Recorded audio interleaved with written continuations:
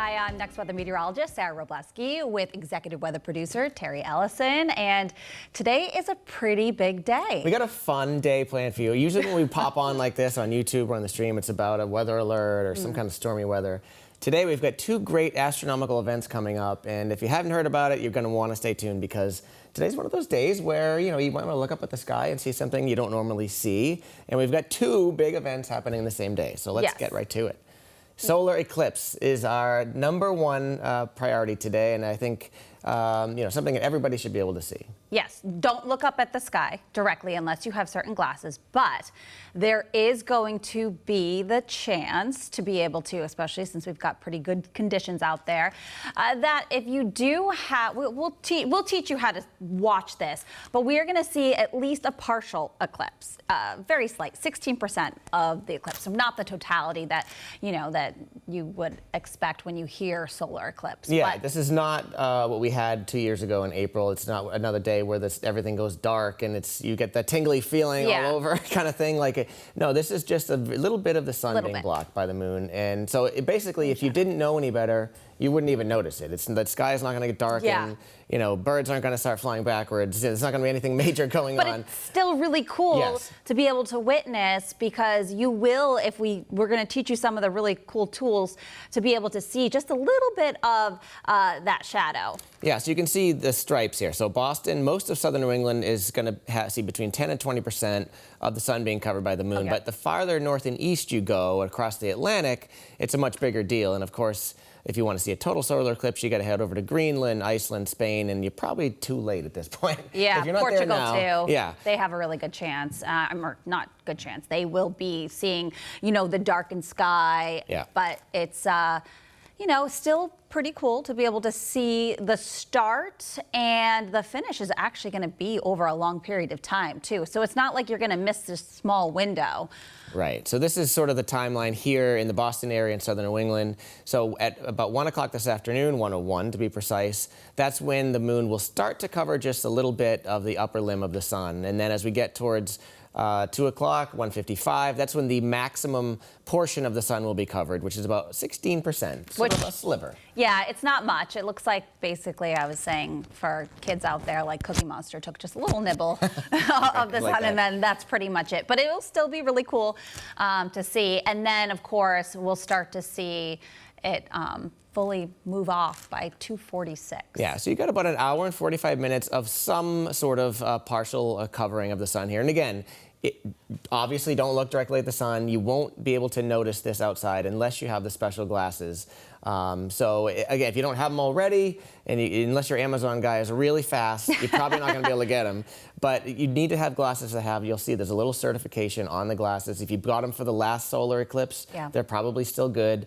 It has that little ISO, sort of sticker on them. So there are, and besides that, there are other ways you can also see the eclipse. And I've done this before, and especially like with my kids, they absolutely love it. Now, what I've done is I've taken a piece of cardboard, and I've actually been able to poke a little hole in the cardboard, and then you take that cardboard, you put your back to the sun, and you can actually see what looks to be the shadow through that hole, which is pretty cool. Yeah, it's a very simple thing to do, right? You just hold it up. You want to project onto maybe if you have two pieces of cardstock or even paper, but I put it to the front door. Yeah, there you go, and just project it onto something that's white, and you'll be able to see what looks like. Basically you're seeing a projection of what's happening up in the sky. That's a very safe way to do it. Yeah. Another thing, if you have a kitchen colander or something that has a lot of little holes in it, hold it up, the projection of the sun goes through, and just in the right conditions, you could see however many holes you have in your colander, that's how many, projections you're going to see. So which is pretty cool too, because then you see a lot of little partial eclipses across the area. And then you were talking about another one. If you don't have those tools with you, you can use nature.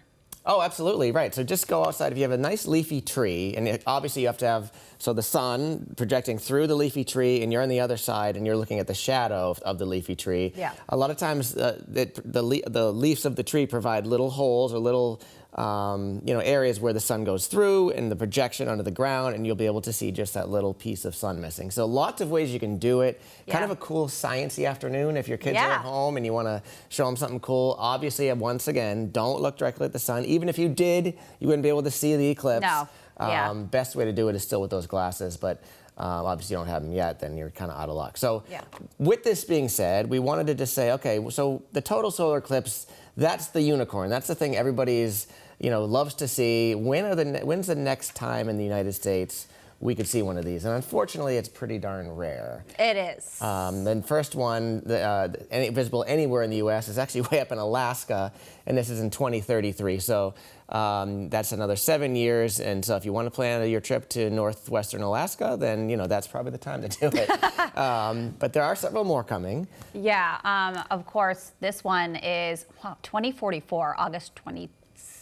Yeah. But again, it is basically Montana up through Canada, and again, it's not not so ideal. Close. It's a decent one. Oh, that is 2045. Now that will be able to go through Northern California, and then you're talking about hitting parts of the plains and down across the southeast. I bet you Florida will be a very popular area for that specific one. This is going to be a big deal because it's going basically from west to east coast. People will book their travel, I would guess, 4 or 5 years in advance to be somewhere in a major city along this route. Orlando, how many people are going to be in Orlando, Florida on August 12th of 2045? Do you think there are many, kind of weather geeks like us that would be planning 4 or 5 years? I do, because when we had the one up in Vermont a few years back, every hotel was booked solid within at least 2 years out. So, people really travel to these things. But here you go.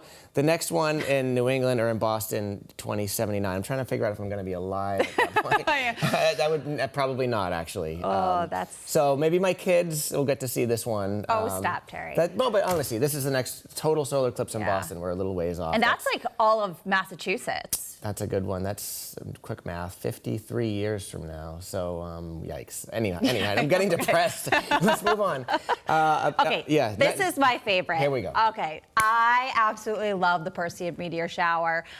This is happening today and tomorrow. It will peak at night. Now, this is where you get to see 50 to 100 meteors per hour. And the best part about this, we've got a new moon, which means they're going to be, extra dark in the sky tonight, and that is going to allow for some really great viewing. It's funny because I used to watch the Perseids when I was at sleepaway camp when I grew up in rural parts of New England, and I actually sent my daughter to the sleepaway camp this week, knowing that she could see the Perseids while they do the campfire. So I know it is very nerdy, but it's cool. So after 10 o'clock is your best chance of seeing some viewing. You want to make sure you have a large space in the sky for viewing. You don't want to be sort of being blocked by houses, buildings, or trees. And then you want to try to get away from artificial light. Of course, the darker it is, the better viewing, and just wait it out. Yeah, sometimes these things can come in bursts. Like we say 50 to 100 an hour, and that's an average, but every once in a while you'll go through a window of time where there just aren't any. And then all of a sudden there'll be a flurry. So if you go out, say 10 o'clock tonight, and you have a nice clear sky, and you look up and nothing's happening, you're like, what's going on? You just give it time, be patient, lie back, give yourself a nice, cozy, comfy seat, and just, again, an open view of the sky with the least amount of blockage, so, no trees on the horizon if you can. Because you want to be able to see the whole sky, because sometimes they'll come out of the corner, and then some will go right in front of you. You kind of have to see, and sometimes you can almost miss them because they look like just little lights. Yeah, occasionally get a real bright fireball. And again, what this is the remnants of a comet that passed by many, many years ago, and it's just the leftover dust and debris from the tail. And the Earth is just, once a year goes through that debris that was left. And so you're seeing little bits of dust, space dust, basically, getting fireballed into our atmosphere. So kind of cool. Obviously, none of this matters if there's going to be bad weather. So we should probably talk about the weather today and tonight. Here's the current satellite and radar image, and you don't really see much. Yeah, there's a few clouds over the Cape, but that means we're going to have pretty good viewing for the partial eclipse this afternoon. You can see there is some cloud cover developing, some cumulus clouds through parts of central and northern New England.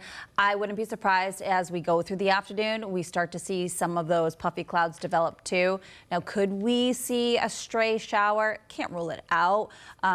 But right now, it is dry in southern New England. And it's a comfy afternoon. The dew points, they've dropped off quite a bit, so there's really no concern about it's too hot. It's, again, just that slight chance of a pop-up sprinkle or shower. But otherwise, for the solar eclipse, I'd say we're good to go. The dew points are in the comfy range. So, love it.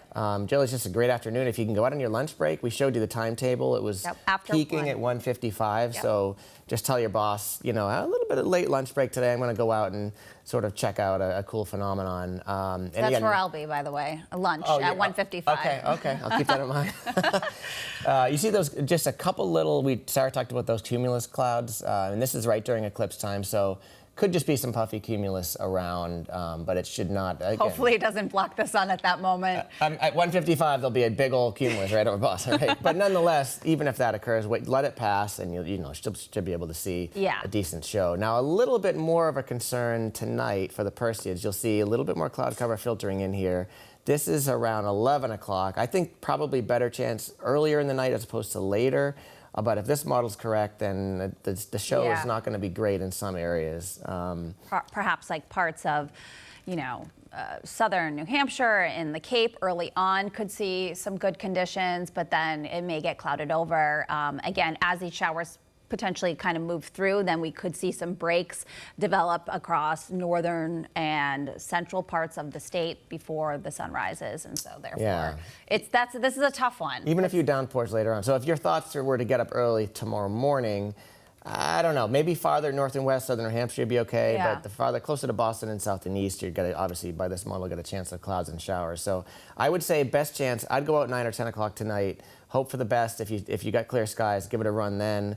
If not, you're going to have to keep that sort of radar satellite image on your phone handy just to kind of see what's going on. So not the perfect night for the Perseids, but I would definitely, it's worth giving it a shot anyways. And then of course, we got to talk about smoke. Yeah, you can see some of the haze out there. I mean, we've had that, and it's going to continue. In fact, we might see a brief break as we see some of those showers come through, but even tomorrow, we're going to see some of that haze fill back in by the morning hours. Yeah, so this is sort of now post-Perseids, and we're just talking about wildfire smoke tomorrow. Definitely, it looks like there could be another plume coming in tomorrow. Could be a hazy sort of orangey kind of day at times tomorrow. Again, this is from the wildfires way out in the northwestern part of the United States. But the good news is after Thursday, it looks like we get a refreshing sort of burst of air on Friday, and that should clear out. So yeah, we're going to actually see a front finally sort of clear out.